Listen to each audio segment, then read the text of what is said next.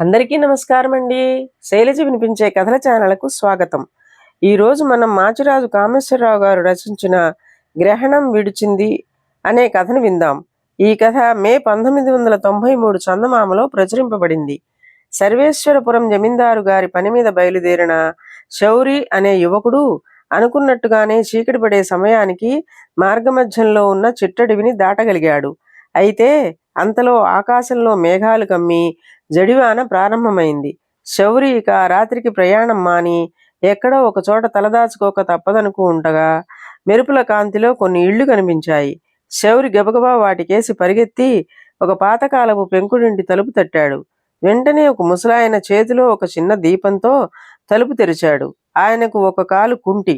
శౌరిని చూస్తూనే లోపలికి రా, తడిసిపోలేదు కదా అన్నాడు. లేదన్నట్టు తల ఊపి శౌరి లోపలికి వెళ్ళాడు. ముసలాయన శౌరికి అక్కడున్న మంచం చూపి కూర్చోమని, ఈ చీకట్లో జడివానలో ఎక్కడికి పోతున్నావు అని అడిగాడు. శౌరి కొంత అయిష్టంగానే, నేను సర్వేశ్వరపురం జమీందారు గారి దివాణం కాపలా భటుణ్ణి. జమీందారు గారి చిన్న కొడుకు మేనమామ గారి ఇంటి నుండి ఒక పిల్లి పిల్లను తెచ్చేందుకు బయలుదేరాను. అదేదో కొత్త జాతిదట. ఆ పిల్లి పిల్ల లేనిదే తను అన్నం ముట్టనని చిన్నబాబు మారాన్ చేస్తున్నాడు అన్నాడు. ఇది విని ముసలాయన పెద్దగా నవ్వి, నీకు పట్టుమని 25 ఏళ్లు ఉన్నట్టు కూడా లేదు. 6 అడుగుల యువకుడివి. డాలు కత్తి పట్టి రాజ్యరక్షణకు రాజుగారి రక్షణకు ముందుకు ఉరకవలసిన నువ్వు జమీందార్ల దివాణాలకు పిల్లి కూనల్ని కుక్క పిల్లల్ని మోసుకుపోతున్నావన్నమాట అన్నాడు. ముసలాయన నవ్వుతూనే అన్న ఆ కటువైన మాటలకు శౌరి గతుక్కుమన్నాడు. అయితే ముసలాయన ఆప్యాయంగా అతడి భుజం తట్టి, సరే, మాసం క్రితం ఈ రాజ్యంలో జరిగిన దారుణం గురించి నీకు తెలుసా అని అడిగాడు. తెలుసు. రాజుగారు సముద్ర విహారానికి వెళ్ళి పడవ ప్రమాదంలో మరణించటానికి మించిన దారుణం ఏముంటుంది అన్నాడు శౌరి బాధగా. ముసలాయన 1-2 క్షణాలు తలపంకిస్తూ ఊరుకుని, సరే, నీకు అంతకు మించి తెలియదన్నమాట. విను. రాజుగారి ఏకైక సంతానం రాకుమారి అలకనంద. ఆమె కాబోయే భర్త ఈ రాజ్యానికి రాజు కాగలడు. ఇప్పుడు ఆమె తానడిగిన మూడు వేరువేరు ప్రశ్నలకు ఒకే సంతృప్తికరమైన సమాధానం చెప్పినా వారినే వివాహమాడతానని ప్రకటించింది. సరి అయిన సమాధానం చెప్పలేని అమాయకులను కిరాతకంగా మొసళ్లకు ఆహారం వేయిస్తున్నది అన్నాడు. ఈ విషయాలు మీకెలా తెలుసు అంటూ ఆశ్చర్యపోయాడు శౌరి.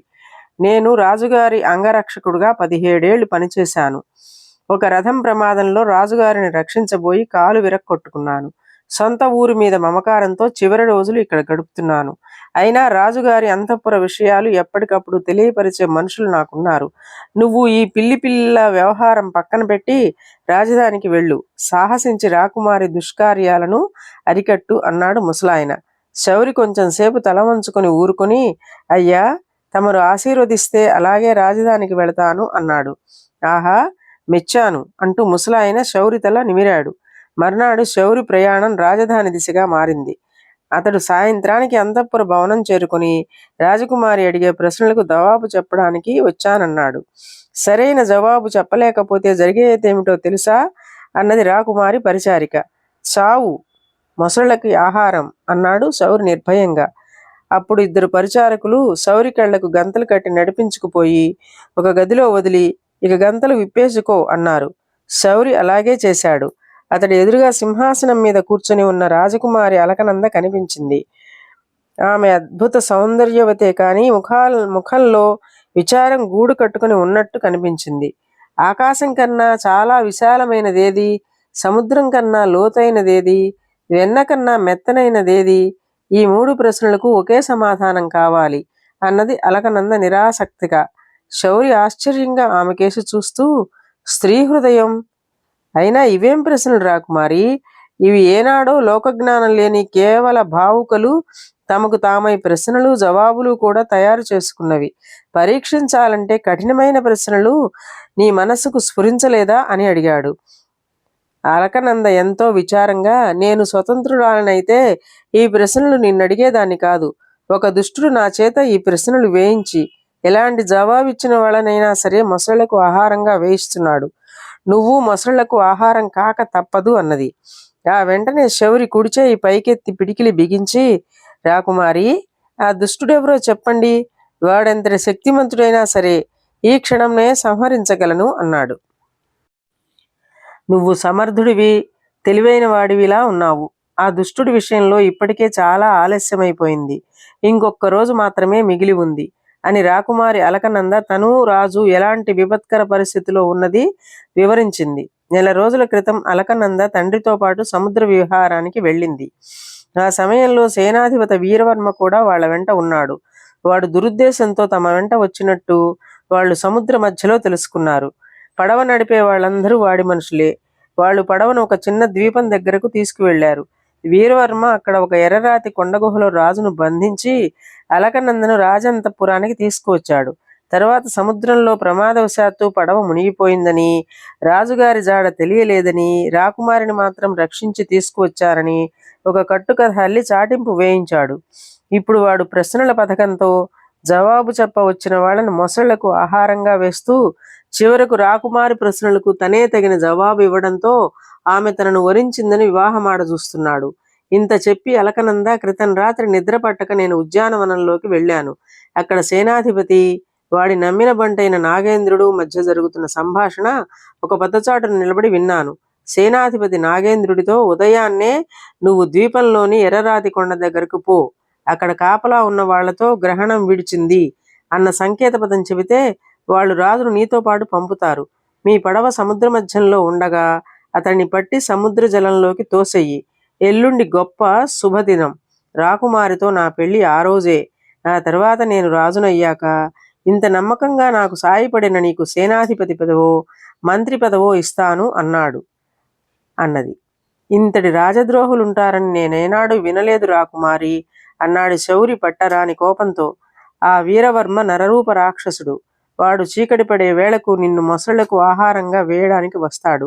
నీ జవాబు నచ్చలేదని చెప్పగానే నువ్వు గవాక్షం గుండా దూకి పారిపోయావని వాడికి చెబుతాను అన్నది అలకనంద. వెంటనే శౌరి గవాక్షం గుండా బయటికి దూకి చెట్ల చాటును నక్కుతూ పోయి ఉద్యానవనం చేరి అక్కడి నుంచి సముద్ర తీరం చేరాడు. మర్నాడి శౌరి తూర్పు తెల్లవారుతుండగానే ఒక బెస్తవాడికి కొంత డబ్బిచ్చి రాజు బంధితుడై ఉన్న ద్వీపం చేరాడు.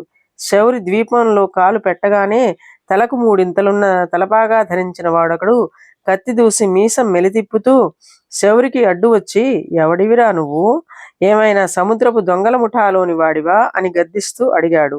శౌరి వాడిని సమీపించి ఏమాత్రం తొణక్కుండా పెద్ద గొంతుతో, గ్రహణం విడిచింది అన్నాడు. అది విని తలపాగా వాడు ఒక్క క్షణం నివ్వెరపోయి, ఏమిటి? ఈ సంకేతం నాకు నాగేంద్రుడికి తప్ప మరెవరికీ తెలియదే అన్నాడు. శౌరి మరింత పెద్ద గొంతుతో, ఇక్కడికి వచ్చేటప్పుడు సముద్రంలో నా డాలు కత్తులు జార విడుచుకున్నాను. లేకపోతే ఈ క్షణమే నీ తలను మొండెం నుంచి వేరు చేసేవాణ్ణి. ఆయన నాగేంద్రంగాడు కాదు, నాగేంద్ర సింహుడు కానున్న మహారాజు అన్నాడు. తలపాగావాడు వెలవెలబోతూ, ఏమిటేమిటి? విడ్డూరంగా ఉన్నదే, కాస్త విడమరచి చెప్పు అన్నాడు. అయితే విను.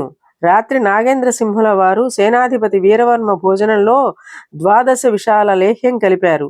అది 12 గంటల తర్వాత తన శక్తి చూపుతుంది. ఆ విధంగా సేనాధిపతి పరలోకయాత్ర కట్టగానే నాగేంద్ర సింహుల వారు ఈ ద్వీపానికి వచ్చి రాజును విడిపించి అంటూ శౌరి చెబుతుండగానే తలపాగా వాడు పెద్దగా వాంతి చేసుకుని నేల మీద పడిపోయాడు. వెంటనే శౌరి వాడి కత్తి తీసుకుని పడవలో ఉన్న తాళ్లతో వాడిని బంధించి దూరంగా ఉన్న కాపలా వాళ్లతో, మహారాజు గారిని తక్షణం ఇక్కడికి తీసుకురండి అని కత్తి ఝళిపించాడు. కాపలా వాళ్ళు రాజును బంధవిముక్తుడిని చేసి అక్కడికి తీసుకువచ్చారు.